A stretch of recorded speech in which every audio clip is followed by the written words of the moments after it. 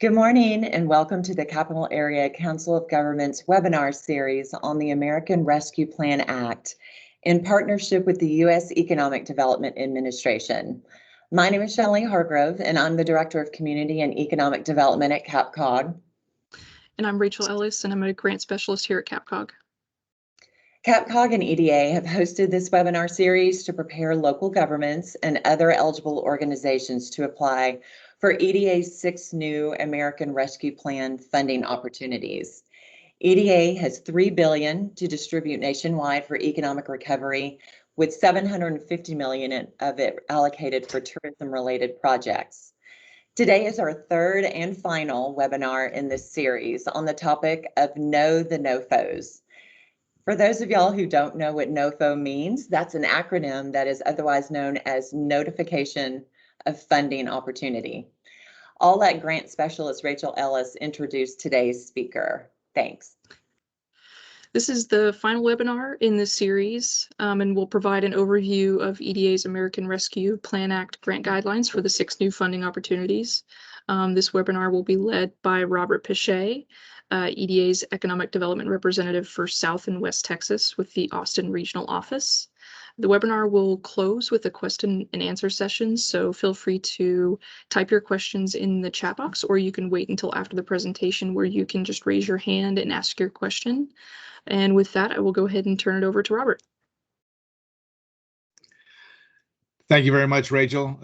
First of all, let me thank Rachel and Shelley and Kate for all the arrangements that y'all have made. Really appreciate the opportunity to present this morning. This is, we think it's a good opportunity, and I think it's critical for us to be able to get the information out to the potential folks who may be in a position to apply for assistance. So with that, I will rest assured I'll share my contact information at the end of my first presentation. I've got 3 presentations I'm going to walk everybody through. The way I do these things, I try not to read the slides to you, but I'm going to talk you through them. And so in any event, well, with that, let me just go ahead and share my screen and we'll get going.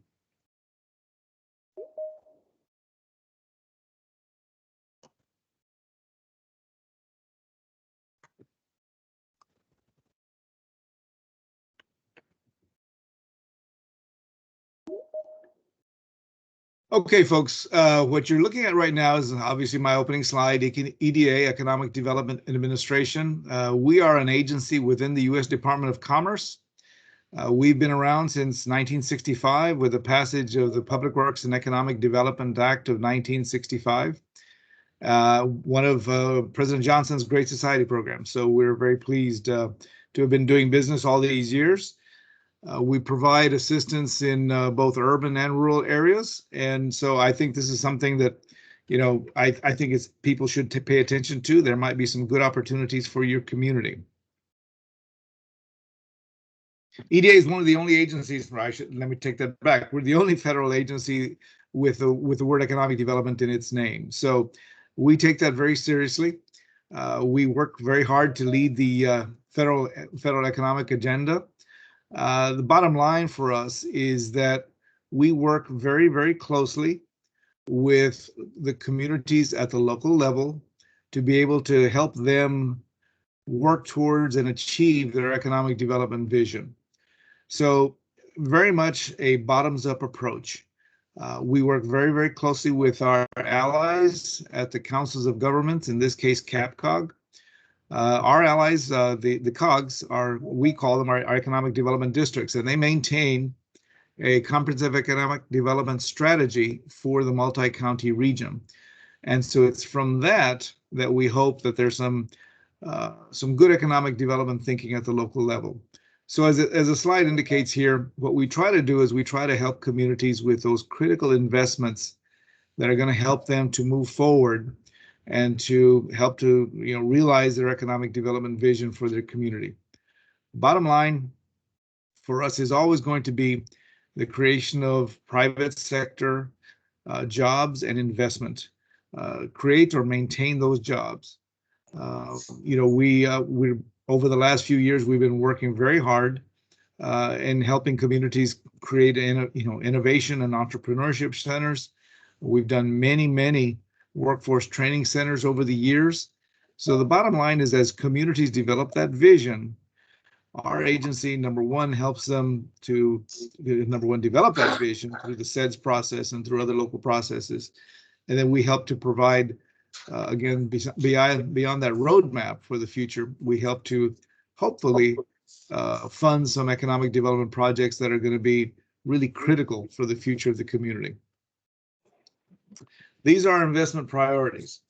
And everything that we do, we always ask for our applicants to address how their project is going to help them to work towards these priorities as they're listed. These are all things that are absolutely critical. Manufacturing, technology-based development, the principles of equity, and that really is something that we've done since day one, because in our regular programs, all of our programs are dependent upon the community's economic distress criteria and how they hit EDA's eligibility based upon economic distress. And I won't get much into that, because what we're going to be talking about today is the American Rescue Plan Act. And that's a little bit different because that's based upon what we call a special need. And that's based upon the economic impact on our nation from the pandemic. So in any event, these are our economic investment priorities. And at the bottom, you see the opportunity zones and empowerment zones, which remain our priorities. Those are from past administrations. And they focus economic development towards needy communities, and so they remain focuses for us. So everything that you have to talk about in your application process, we want to revolve around these investment priorities. And tell us how your project addresses these priorities for your community. Who can apply for EDA grants? Basically, they're going to be units of local government established under state law. And that obviously that includes special purpose units, et cetera. Our economic development districts are eligible grantees. And you can see from our workforce projects that we've done over the years, we've provided a number of grants to institutions of higher education.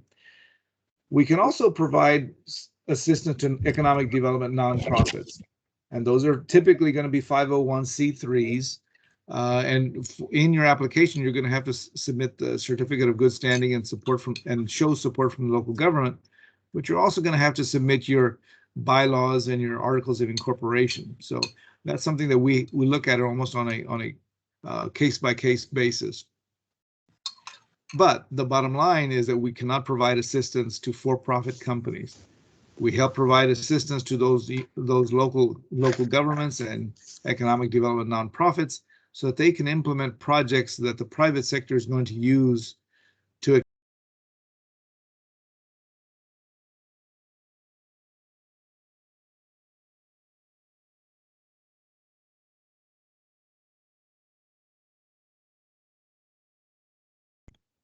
Robert, somehow your microphone was muted. Can you unmute yourself?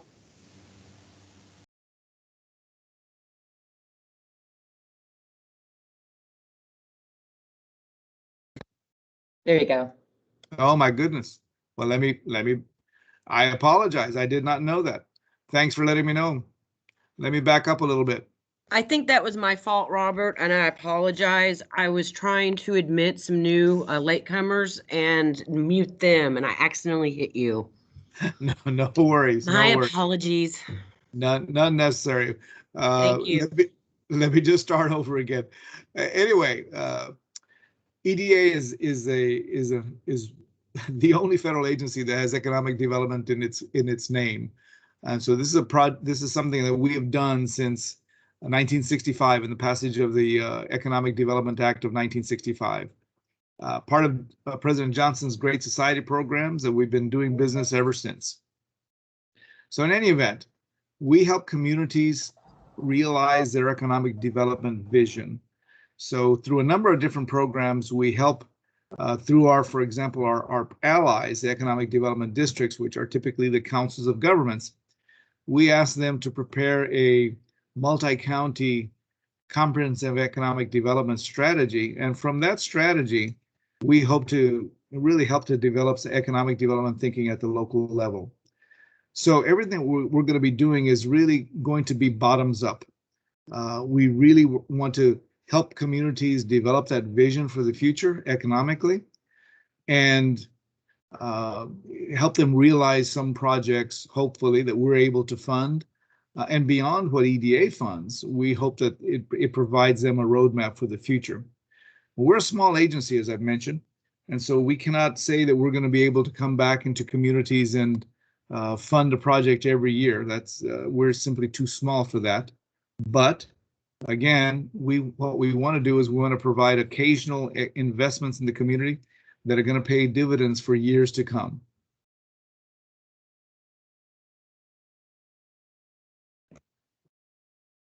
So what are we trying to accomplish? These are our investment priorities that are set out in the Notice of Funding Opportunities.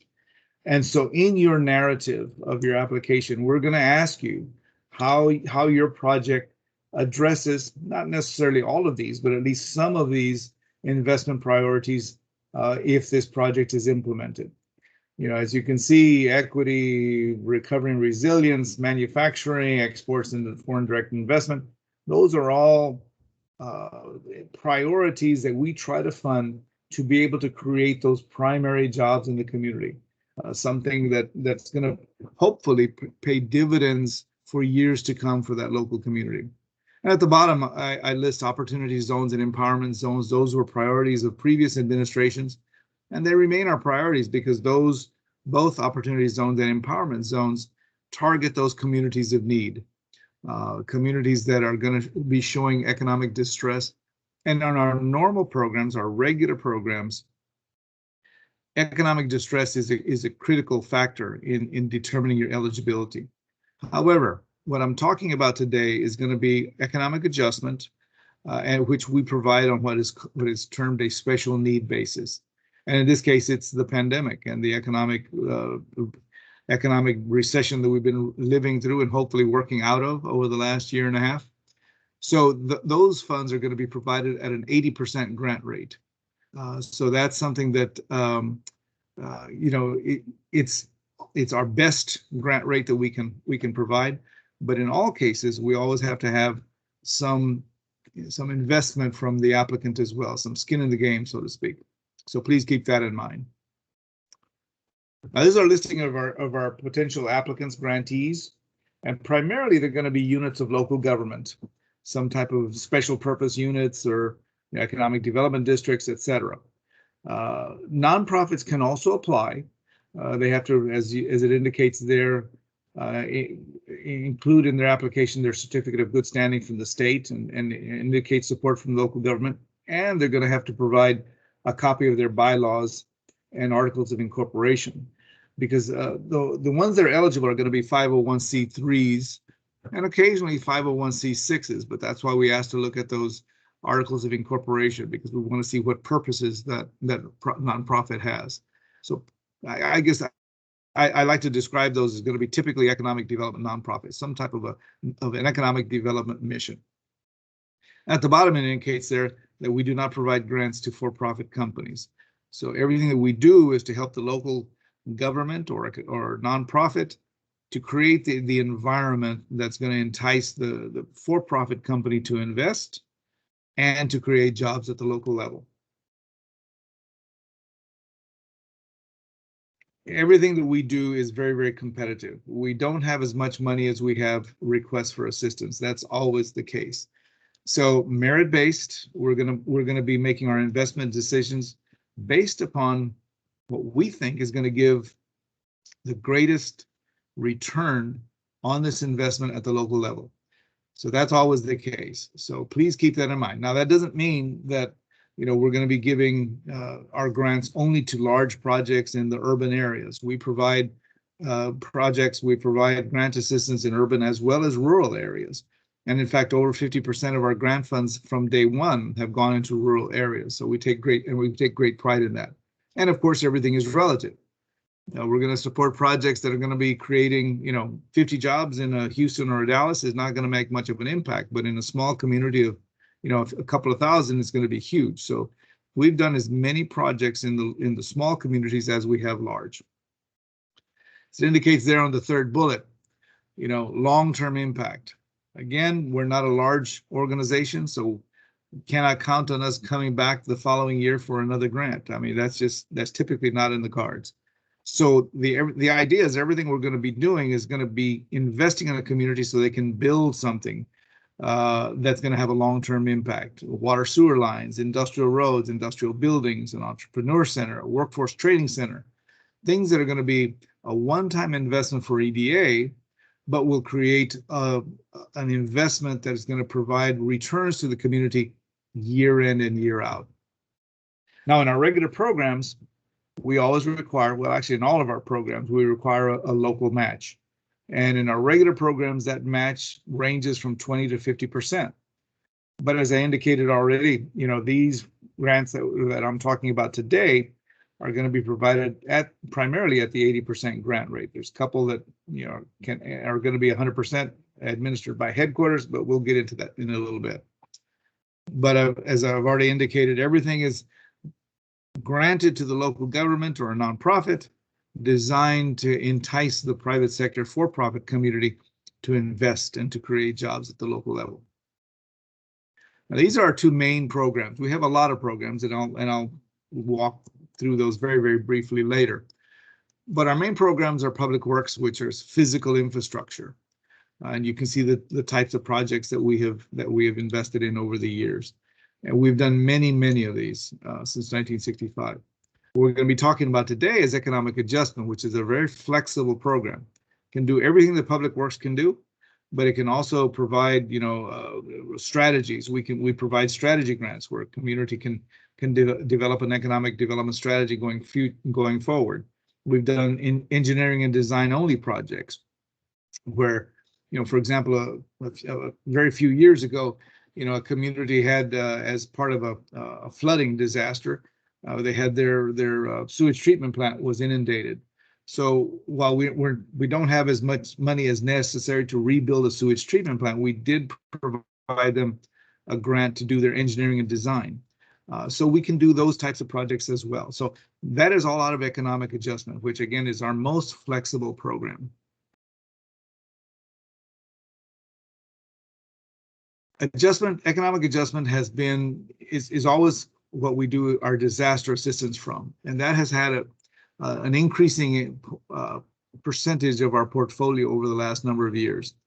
You can see the disaster supplementals that we received in 2018 and 2019. 2018 was as a result of Hurricane Harvey in 2017.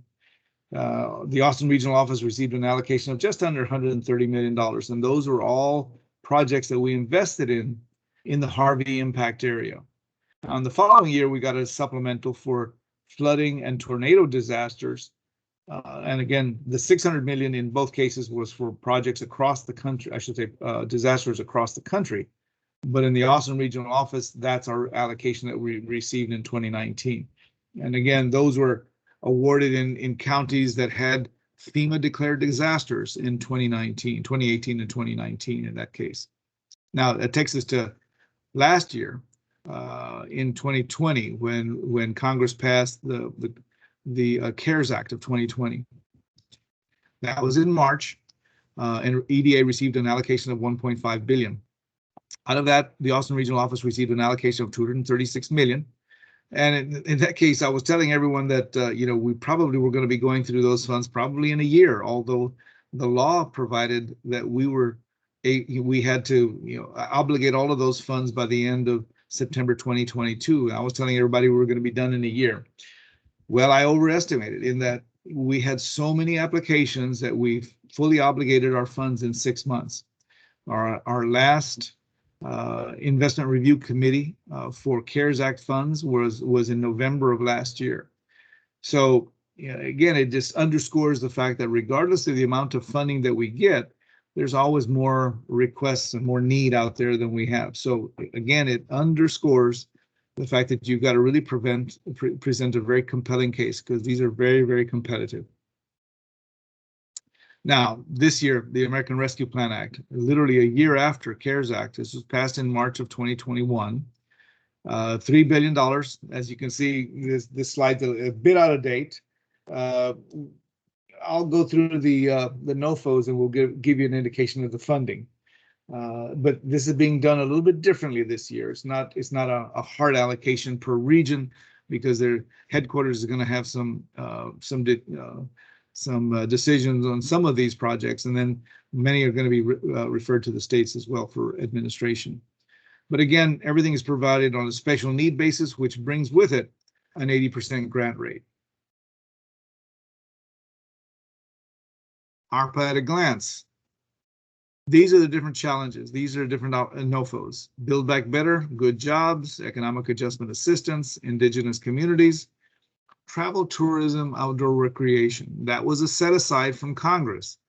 And Congress set aside out of the $3 billion, $750 million for travel and tourism and outdoor recreation projects. And then finally, we have a statewide planning and grants that we're going to be doing. Now, the NOFOs were published on the 22nd, 23rd. Grants.gov page is active. Like the CARES Act last year, all funds must be obligated by the end of September 2022. So the bottom line for us is that we received an allocation of twice the amount of money we received in CARES Act, and we have about half the amount of time to get it out. So this next year is going to be very, very busy for us. Now, the first EDA webinar was held on the 28th, and I've got a schedule. We've been going through these the last couple of weeks. There are going to be some more webinars next week, and I'll put up that schedule as well. But that said, all of these they're always recorded, and so you usually be able to find all of them on the EDA website. Application critical elements. Now, normally, you have to meet the distress threshold. In CARES Act, in ARPA, an entire country is impacted, and so therefore everybody is eligible. And again, it gets back to it's going to be very, very competitive. 80% grant rate, as I've already indicated. All projects always must align with the regional SEDS, and that in this case is held by CAPCOG. CAPCOG has the SEDS for its multi-county service area. So in your application, you have to mention how your application is in agreement with the SEDS that's in place. Any type of public infrastructure has to remain in public ownership, typically for 20 years. And here I joke around and tell people it's going to be a long-term relationship. You know, we want this, whatever we fund, we want it to be held by the grantee for 20 years and be in the public service for at least 20 years. And then after that, obviously, it's always owned by the local entity. But obviously, after that, what we call the EDA mortgage goes away. So that is a critical thing to keep in mind. This is an investment. We want the grantee to own it and maintain it for 20 years. And everything that we do is around job creation, always. And always must respond to EDA investment priorities. So keep that in mind when you're pulling together your application and your project and potential application. All the NOFOs are found through our website, www.eda.gov, excuse me. And then look under funding opportunities. And in a moment, I'll walk you through that through our website and how to find these. Applicants need the following. Start there in number 3. You got to have your DUNS and EIN numbers, and with those, you have to register with a SAM system, the System for Award Management. That's the federal system that all people that do business with the federal government have to be registered into. And so that's critical because it's going to take at least a couple of months to get your SAM registration completed. So make sure that is in place before you try to apply, because you will not be able to apply electronically without that SAM registration. And that's the only way that we'll accept applications is electronically. We will not take paper applications anymore. And then, as I mentioned earlier, all nonprofits have to submit your bylaws and your articles of incorporation. That's critical. We have to see that. Now, the application packages, and again, I'll have this listing a little bit later as we go through the website. but it's a 424 series, which are the numbers. That's the budget numbers and the budget breakouts, and things that you're used to seeing. And then there's the ED 900 series, which are more of the narratives as well as the certifications. Now there are signatures required on 6 of those forms, but one of the benefits of applying electronically is that is considered legally to be signed when you submit through grants.gov. So you don't have to, you don't have to print it out, sign it, and scan it. You don't have to do anything of that nature. Once you complete the application form and you click submit on grants.gov, it is going to be considered officially signed because it will use your SAM registration to recognize who you are. So those are the required forms. And again, I'll go through those in a little bit more detail in a minute. But there's a couple of forms that are also critical. The preliminary engineering report, or the PER, and the environmental narrative. And then finally, the match funding commitment letter. So with every application, you have to have a local match. And that match funding commitment letter is simply a one-page letter signed by your chief executive. If it's the city, it's going to be your city manager or mayor or whoever's authorized to commit funding from the city. And if it's an economic development nonprofit, it's going to be your executive director typically. And that fund commitment letter simply states that your match funds are, in quotes, available, comma, unencumbered, comma, and committed to the project. Those are critical. That phrase is critical, but that tells EDA that if EDA funds this project, it's not something where we've got to wait for fundraising or anything of that nature for the project to get going. The idea is we want to get these dollars out into the community and start working for the community. So all of these things are required. Your application will not be considered complete unless it has all of these things.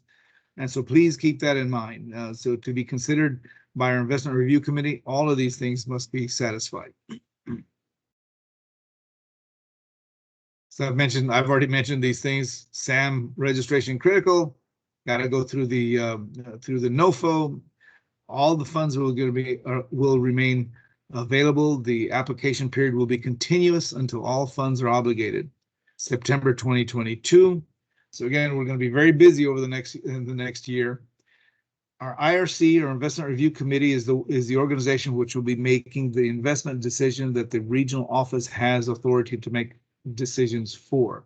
Some of these funds are going to be decided at the headquarters level, but the ones that the regional office has the authorization for will be those decisions are going to be made by the IRC. And as I indicated, the IRC will not consider incomplete applications. So you got to make sure that you include all of the required documents, all the required application forms, and submit through grants.gov so everything is signed.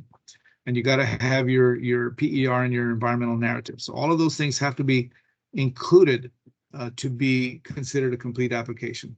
And again, we always have more funding requests than we have funds. So make sure that your application doesn't get kicked out on a technicality. So make sure that everything is complete. Put this up. Everybody recognizes Texas and the 4 surrounding states.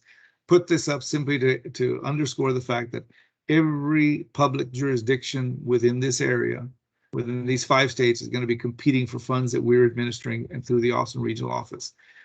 Every public entity and economic development nonprofit. So it's going to be very, very competitive.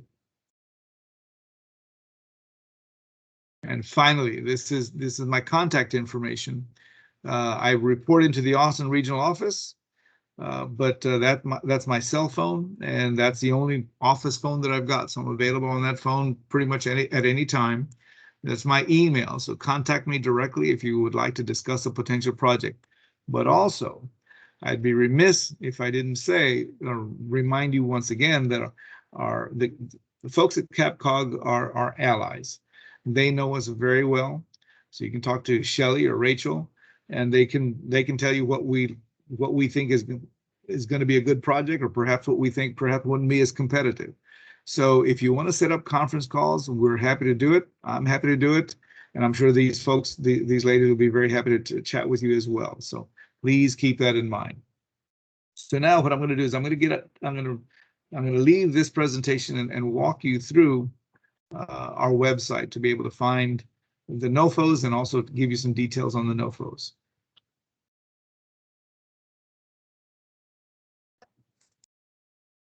Here we go.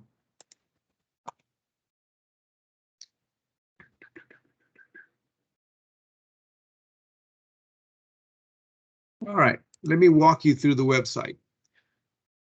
This is our EDA website, and please somebody let me know if by chance you are not seeing the website. That's our EDA main page, and you can see. We see it.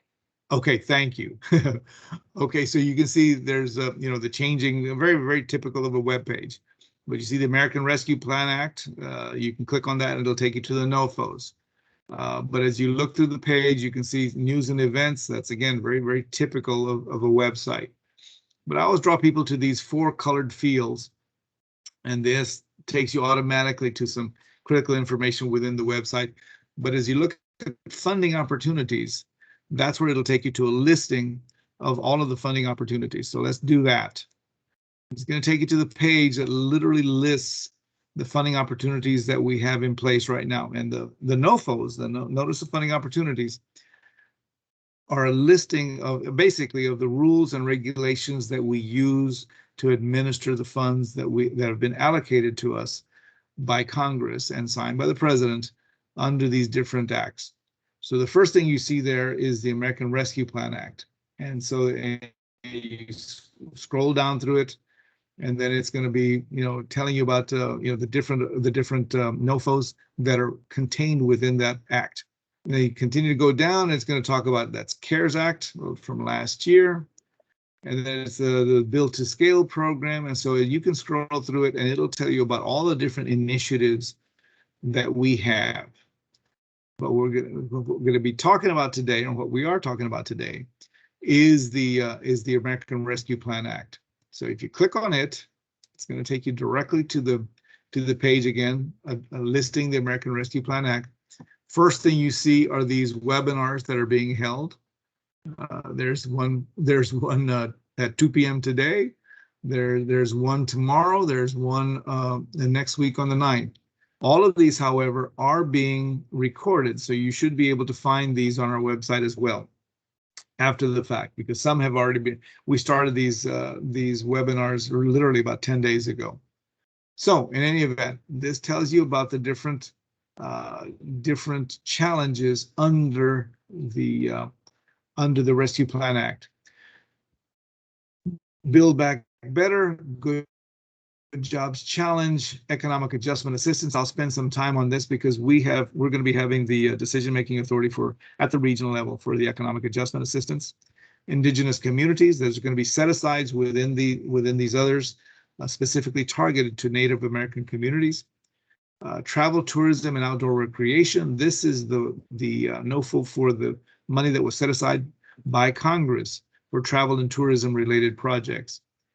So statewide planning, these are going to be non-competitive grants that we're providing to the states directly to help them enhance their economic development planning at the state level.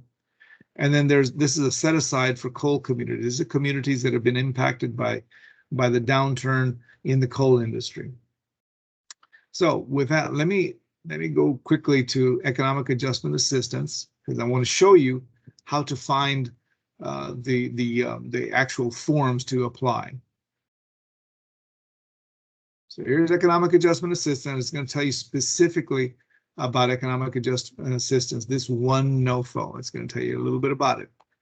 But when you see this blue field, this is a link, and this is going to take you to grants.gov, and that's the website that is used to apply.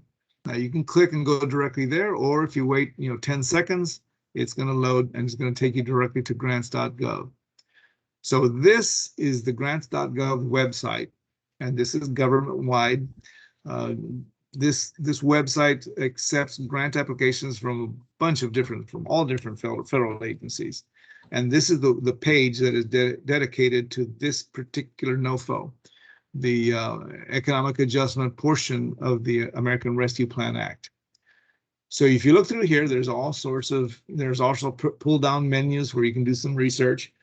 But frankly, the one that's most important is these blue buttons, if you will, these blue tabs, these blue dividers, so to speak, look like dividers from an old notebook. But this tells you everything about the law. And it tells you about, the eligible applicants, additional information. It tells you about, what type of grants they are. Tells you the total amount of funding dedicated to it. In this case, 500 million. Award ceiling for each individual award of 10 million and an award floor of $100,000. Now, I always tell people that we do our best to spread these dollars out as much as we can through our eligible area. So we're not going to be doing any $10 million grants. In all likelihood, the target that we're going to have for these grants is going to be between 2 and 2.5 million. So please keep that in mind. We can, if you can apply to us for that amount to contribute to a $10 million project, but then the remaining amounts, the additional $7.5 to $8 million are going to have to be made up from other sources. So please keep that in mind. So in any event, this tells you about the act, your version history, related documents. If you would like to download a copy of the NOFO, you can. It's available in PDF or in a zip file. So you can download those directly to your computer and have them there at your reference. But finally, this fourth tab says package. And this package is the application package. And so if you go to this far right-hand column, and it tells you the opening and closing date, the 24th of July was the opening date, and the closing date is going to be 9/30/2022. But you see these blue links, preview and apply. So if you click on preview, it's going to open yet another window. And on the left-hand side, you've got the listing of the mandatory forms. And for you to have a complete application, you're going to have to complete all of these mandatory forms. And on the right-hand side are some optional forms. Probably the most important one of the optional forms is the attachments. Because, for example, if you have a project that has multiple parties and you have different parties doing different things that are memorialized through interlocal agreements or memoranda of understanding, I always recommend that you attach those to give EDA a full picture of what you're going to be doing and what you're projecting to do at the local level. But I mentioned earlier about the 424 series. Let's go to the mandatory forms. This is the 424, and that's the general 424. And this is just going to ask for numbers. It's going to ask you to identify yourself, and there's going to be numbers at the 50,000 foot level. This is very general numbers. The 511 form is going to be one of the lobbying forms, but this is the budget 424 for non-construction. And then this is going to be 424C. That's for construction. That's going to be your very typical construction breakouts. The construction, the engineering line items, the contingency fund line items, et cetera, et cetera. Now there's this assurances form for non-construction, the 424B, and 424D, which is also assurances. So all of these are going to be fairly quick to put together. Because again, these are going to be numbers, primarily numbers and assurances. Now the 900 series, this is the general application, and that's where you have your narratives. And there's going to be 5 different narrative questions on there, plus a number of certifications that check the box types of things. But the narrative is primarily going to be, we're going to ask you to identify yourself, identify the area that you're serving, give us a narrative on the project, and give us a narrative on the economic impact that is anticipated. So, and then we're also going to ask how you're addressing the investment priorities. So those are going to be the narrative portions of this application. So again, you got to take your time. What I always suggest is that you download all these forms to your computer, and then you start pulling these together as you develop the information. You plug them into the forms. Now on the right-hand side, I mentioned these are optional. The attachments, the disclosure of lobbying, that's the LLL. If you're going to do the 511, go ahead and do the LLL. That's going to be pretty simple to do. But this one, this 900B form, the beneficiary form. Now that's a form that you use If you have, for example, a industrial building that you want to build for your community, and company XYZ is going to come in and lease it. Well, the idea is that if company XYZ, a for-profit company, is interested in this building, they can complete this 900B form to be supportive of your application. And they'll indicate that they're either interested or committed to the project. And that really helps you in terms of the consideration for this project, if it's going to be funded or not. So please, again, keep that in mind. So again, come to this page, download these forms to your computer, and it's going to take you probably, a week or two to pull all this information together and get these forms back into a shape that they're ready to apply. So once they are, come back to this page and you click apply, and you upload those forms, upload the content of those forms, and then you hit your submit button. So that's how you apply. It's not something you can do, in one day. I really recommend you take your time, download the forms, take your time pulling them together, because again, you're going to want to use this to present your most compelling case for EDA to fund your project. Again, I'll mention this again. We never have as much money as we have requests for funding, so it's critical that you make sure that you make your most compelling case. So that's how you find the application forms. That's how you get them submitted. So finally, let me do one more. And I'm just going to walk you through this. This is a presentation that our regional director used about a week ago, as he walked through a number of different entities through this, through our NOFOs. So this is the breakout of funding, and the breakout was there earlier. But again, statewide research and planning, $90 million. Those are going to be non-competitive grants to the states to bolster their economic development planning at the state level. The Build Back Better Regional Challenge. This is going to, we're doing things a little differently. Now the determination, the decisions, the funding investment decisions are going to be made at headquarters for this one. And the idea, the target is that there's going to be 20 to 30 economically distressed regions throughout the country. And the whole idea is that there's going to be multiple grants provided within this region. So the idea, it's going to be a two-step process. And I'll go through that in a minute. But the idea is that it's going to take a while to put together this project, because it's across a region. And when I say across a region, this region could be 100 miles across, perhaps even larger. But the idea is that there's going to be multiple projects that are going to be all working towards the same goal for the region.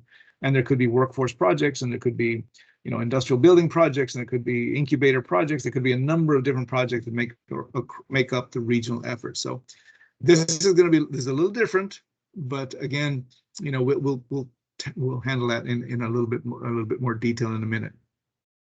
This next one is travel and tourism, $750 million.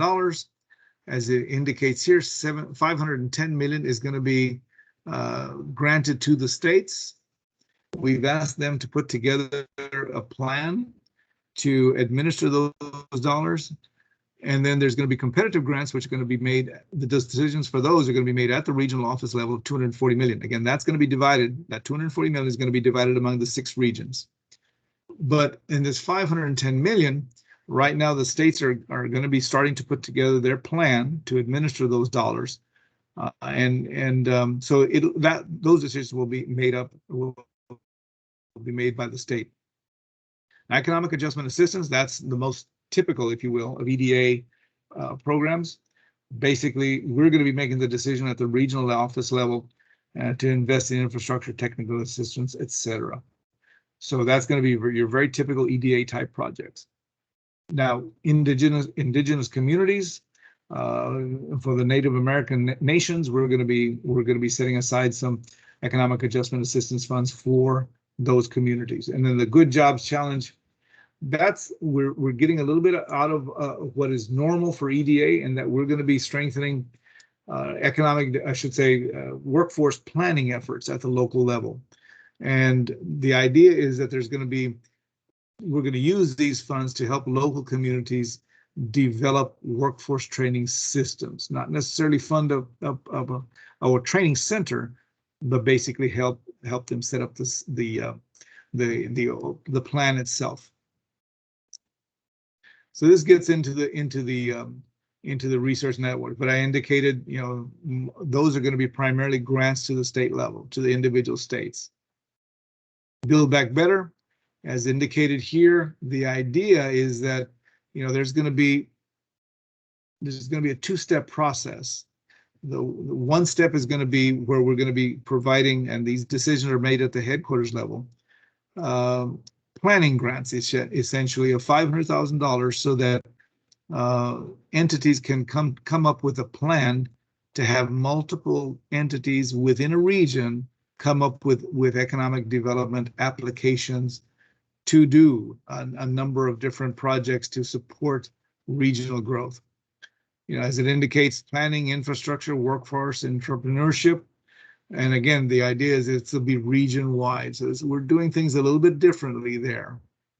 But from the Austin Regional Office, what we want to do is I'm starting to chat with some of the folks that within the area that I serve. And the idea being that we want, again, some partnerships to come together. But as mentioned, two-step process. There'll be technical assistance grants awarded so that you can then take this $500,000 to basically support your efforts to put together this multiple application effort across a region. So this is a little bit complex, a little bit doing things a little bit differently, but the idea is that we're going to try and transform regions across the country. About 20 to 30 regions is what is anticipated across the country. Travel and tourism, state grants. So the states right now are coming up with their plans, and then so that you're going to be able to apply directly to the state for destination marketing and a number of other things. But as you can see, the regional allocations there for that from that $510 million. So Texas is receiving an allocation of just over $12 million. And then the regional challenge. Austin Regional Office has received an allocation of $16 million. And so our goal is to, as indicated there, average about $1.5 million for grants. And those can be for destinations and attractions and things of that nature. So that's in direct response to the set-asides that put together by Congress. And again, economic adjustment assistance, we're going to have $63 million that we're going to be able to award. So you see the average at the bottom, $2.5 million. So we're going to be anticipating being able to award 25 to 30 grants roughly. So again, that's the most typical EDA program. So we're going to be doing, water sewer lines, industrial roads, industrial buildings, entrepreneur centers, all sorts of projects that are very typical EDA that y'all are used to seeing funded by EDA. And you see also within this, there's the set-asides for coal and Native American communities as well. So total of 100 million set aside for indigenous communities and 200 million for coal communities. Now the Good Jobs Challenge is the last one. These decisions are going to be made in headquarters, and the Good Job Challenge is going to be not to build a facility, but to help the design and implementation of job training programs at the local level. So the idea here is that there's going to be allow these communities to do something new and something different to help them to really customize and to tailor the workforce training at the local level. And again, you can see again, some capital expenses are allowed, but we're going to be able to do equipment. We're going to be able to do perhaps leases. But again, the idea is the main amount of money is going to be invested in system development and program design. These are some of the briefings coming up. Next week, you can see some of the briefings there on the 9th and on the 10th. But again, these are all being recorded, so you should be able to find those available at the EDA website. So Again, apply through the NOFOs. And again, please know that you have resources. You can contact me. We'll walk you through it. And then again, the folks at CAPCOG know us well. So with that, let me go ahead and end my presentation and open it up to questions. Thank you, Robert. I see Christine has her hand up. Christine, if you want to unmute and ask your question. Hi, yes, Christine Stanley with Austin Community College. Thank you so much for doing this. Super helpful. Since the last webinar, we've been spending time kind of downloading the forms that you went over and filling out what we can as our program folks are making final decisions. And I noticed on the narrative form, the section about regional eligibility, and it asks you to define where your project is going to be from a regional standpoint. So I assume that for folks within CAPCOG's area, we're going to look to CAPCOG's comprehensive economic development strategy, which defines our region, right? So that's step one. But then you go into the application asks you to show out of this list of categories, which one does your region qualify under, right? And that includes income. Maybe you have high unemployment. You've had a lot of population, a lot of folks move out, i.e. like the Rust Belt, Detroit, places like this. If you can't meet one of those criteria, and the next question is, so if you don't meet that as a region, will your project serve a portion of the region that does meet one or more of these criterion?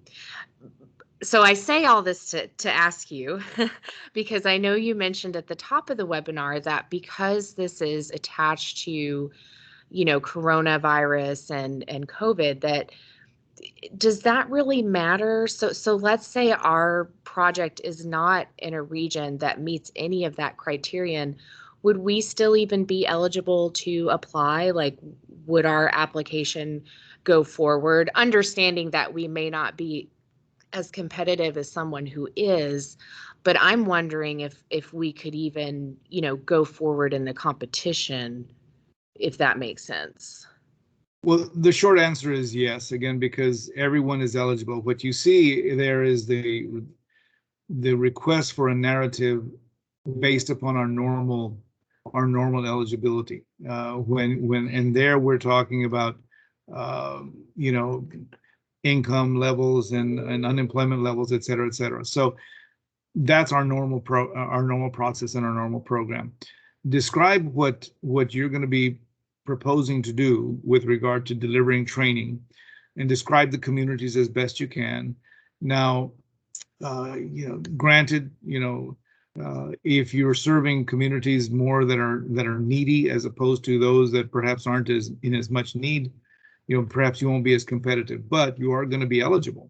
So what I would suggest is just make sure you make your most compelling case in terms of delivering the training that is necessary, and clearly why it's necessary in the communities that you're proposing to serve. So I would say make your most compelling case, saying that we have X numbers of people that we're trying to serve in this community, and et cetera, and just make your most compelling case, knowing that every jurisdiction in the country is eligible. Right. Okay. Wonderful. Thank you so much. I appreciate it. And also, you're welcome. And also, I'll just add, always in your narrative, weave into that narrative mention of our investment priorities, and how and of course make sure that you mention that this is an agreement with the CAPCOG, SEDS, et cetera, et cetera. So weave that into your narrative, and I think you can probably make a pretty compelling case. Mm-hmm. Awesome. Thank you. You're welcome. We have a question from Christian in the chat.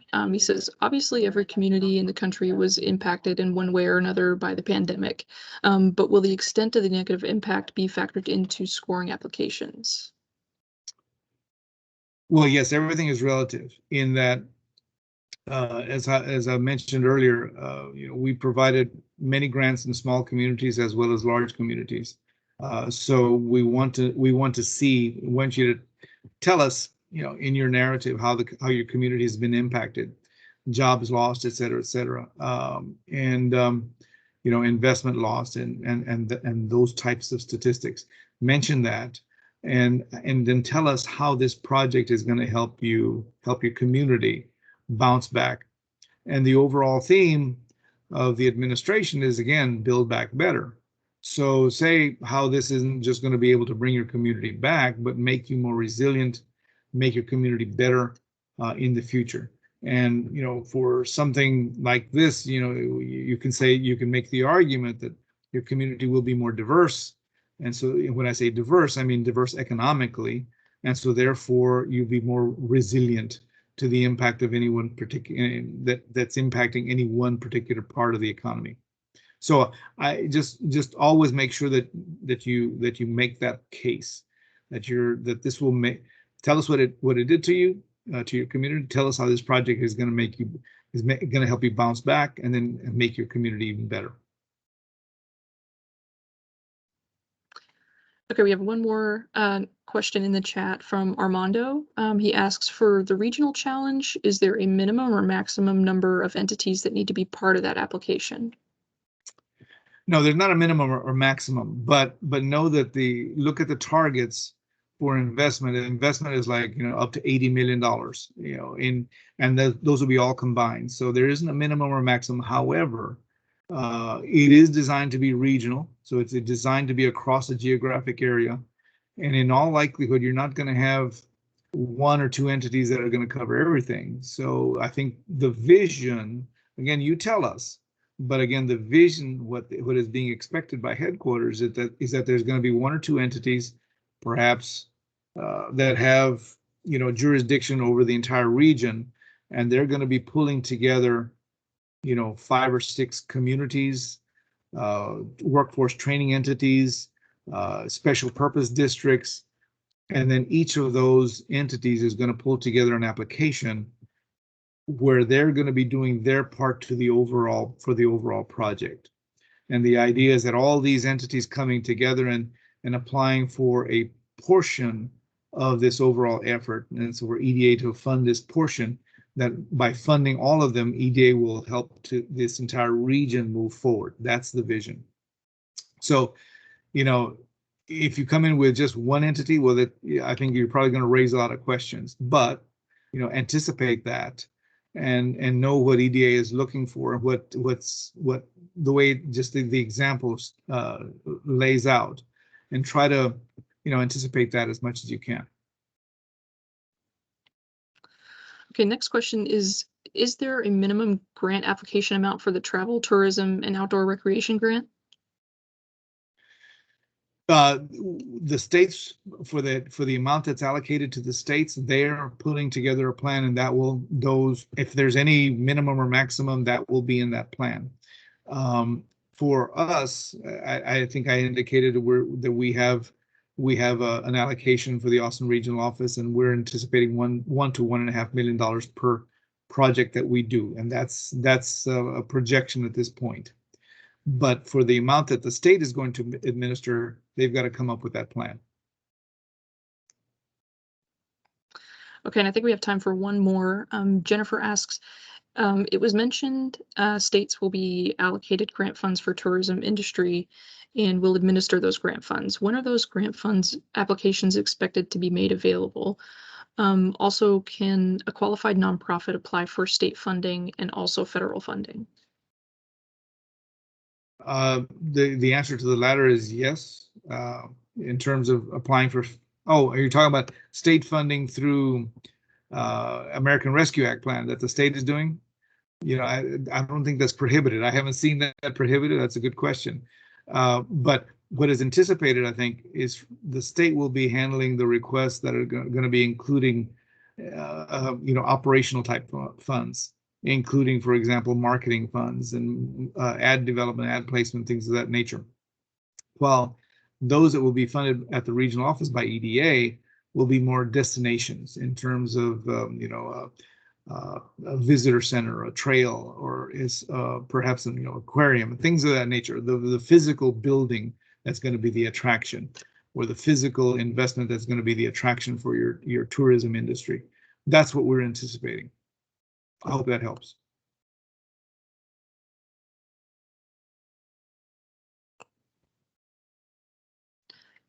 Okay, and I think we've one last quick question. Jill asks, you had mentioned that C6s can apply in some cases. Could you clarify what that means? Well, what that means is that's why we ask for your articles of incorporation and bylaws. So usually C6s that qualify are going to have an economic development purpose. And I kind of hate to get into it because it's really going to be dependent upon how you're structured. But if you have any questions, you can submit those, and I'll have our regional counsel take a look and give you some feedback. Great. Gosh, thank you, Robert, so much for your EDA expertise. I'm not sure what we would do without you.